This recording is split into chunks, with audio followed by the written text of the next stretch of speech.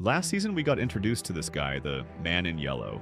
And honestly, calling him just a guy feels wrong. This thing walks in daylight, doesn't follow the same rules as the monsters, and now we know he can literally become someone else. And the first thing we see, he finishes what he started. Jim is basically done. Julie shows up, and this is where things get weird in a different way. She looks different. Short hair, darker tone, and more importantly, she acts like she already knows what's about to happen. She literally tells Jim she knows what's coming. She's clearly not guessing she's been here before, or seen it before. And then the man in yellow hits her with that line. We have to stop meeting like this. That means this isn't their first encounter. So now we're clearly dealing with something like time loops, or what Ethan called visiting chapters. She's not just reacting to events anymore, she's moving through them. And when he tells her she can't change the story once it's been told. So now the question becomes, how much has Julie already seen? Then we shift to the road. A car is driving in, but here's a small detail that might not be small at all.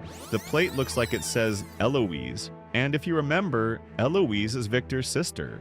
Now here's the thing, we never actually saw her body, and in a show like this, if you don't see a body, that's not an accident. Victor once said she was really good at hide and seek. That line felt like nothing at the time, but now it could mean everything. So yeah, there's a real chance she's still alive, and this might be the season we finally find out. And this ties into a pattern the show has been quietly building since season 1. Every time new people arrive, someone dies. Go back to when Jim Matthews and his family first came in. Right before that, Megan and her mom were gone. Colony House Massacre, bus full of new people shows up right after. It's like the town keeps a balance, people out, people in. And Victor, every time new arrivals come in, he starts counting. He knows the pattern. He's not counting arrivals. He's calculating who's next to die.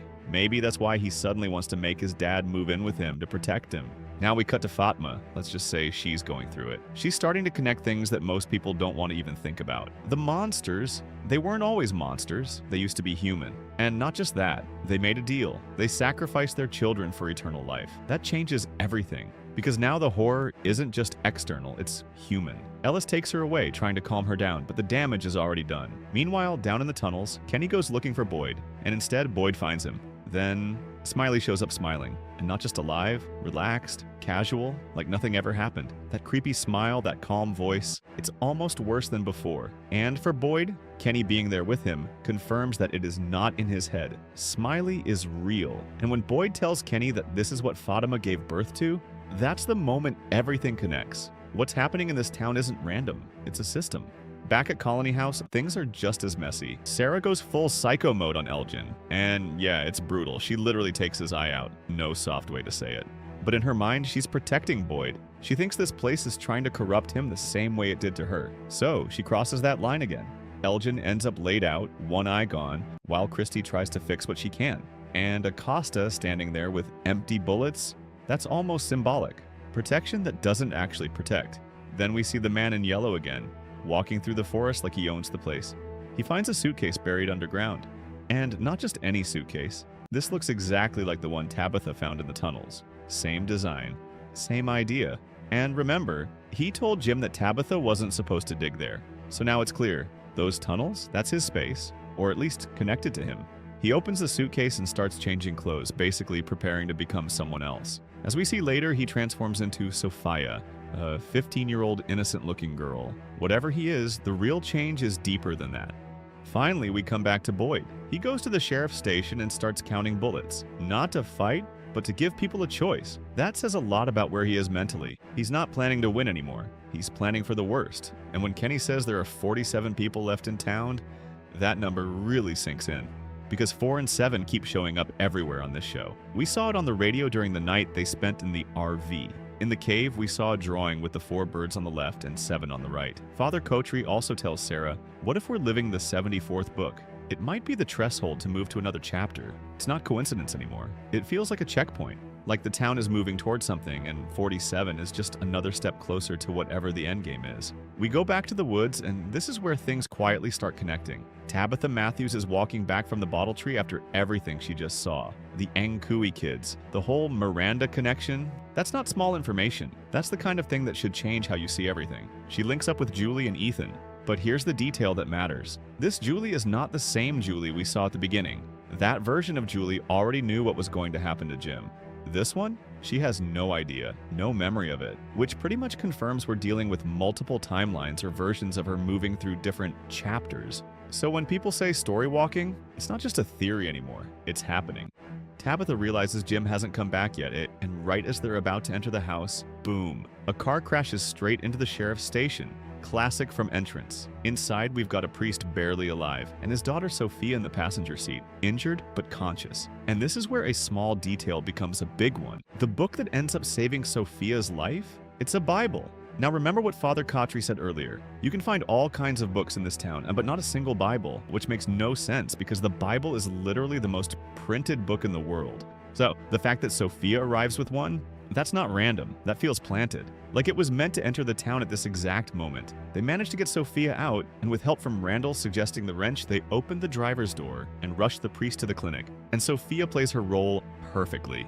Traumatized daughter, shaken, vulnerable, but knowing what we know, she was acting her ass off. Back at the Matthews family, they're still waiting for Jim. Still hoping, and here's where it gets uncomfortable. Jade Herrera comes in to talk to Tabitha, and while she's doubting what the kids showed her, Jade actually believes it. And that's dangerous, because if Jade is buying into this, then whatever is happening is bigger than just visions or fear. It's starting to feel real. And now that we know the man in yellow can transform, yeah, it opens up a scary possibility. Meanwhile, tension is building everywhere else. Acosta walks out, completely done with Boyd, calls him a monster straight to his face. And honestly, she's not entirely wrong.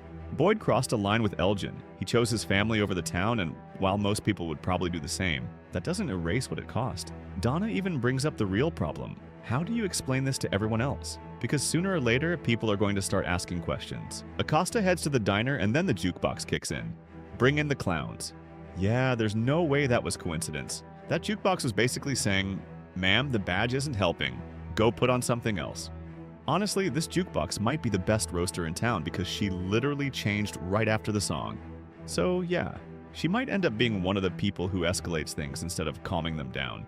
Back at the clinic, things aren't getting any easier. Fatma is still frustrated, still not being believed. And when Boyd finally tells everyone what he saw, that she gave birth to Smiley, that's the moment everything shifts. Because now it's not speculation anymore, it's confirmed. And when Fatima talks about the monsters being human once making a deal, sacrificing their children, you can see it. People are starting to crack. Boyd pushes her for more answers, but she can't remember everything, and that feels intentional. Like whatever this place is, it doesn't let you see the full picture all at once. Then we get a quieter scene. But honestly, one of the creepiest. Tabitha and Julie are waiting. Ethan asks the question nobody wants to answer. Is Jim dead? Tabitha lies, says he'll be back. But then the house reacts. A pot drops, a book flies, cabinets start opening and closing on their own. Now this could be anything, a spirit, the place itself, or Jim. And if you connect it back to what Jade said about energy not disappearing, then yeah, there's a real chance that something of Jim is still there.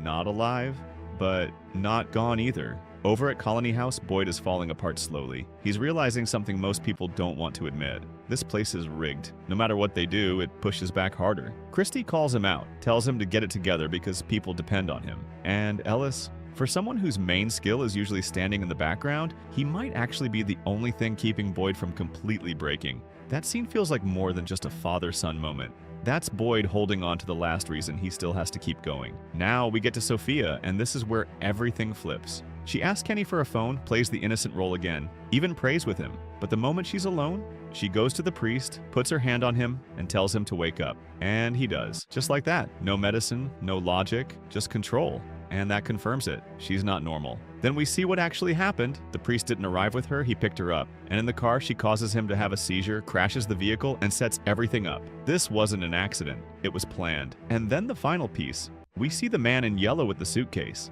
transforming, becoming Sophia. So the girl we've been watching? She was never real in the way we thought, just another mask. And when she says her favorite part is when they tear themselves apart, that's the whole point of this season. Not the monsters, not the night. People turning on each other, breaking from the inside.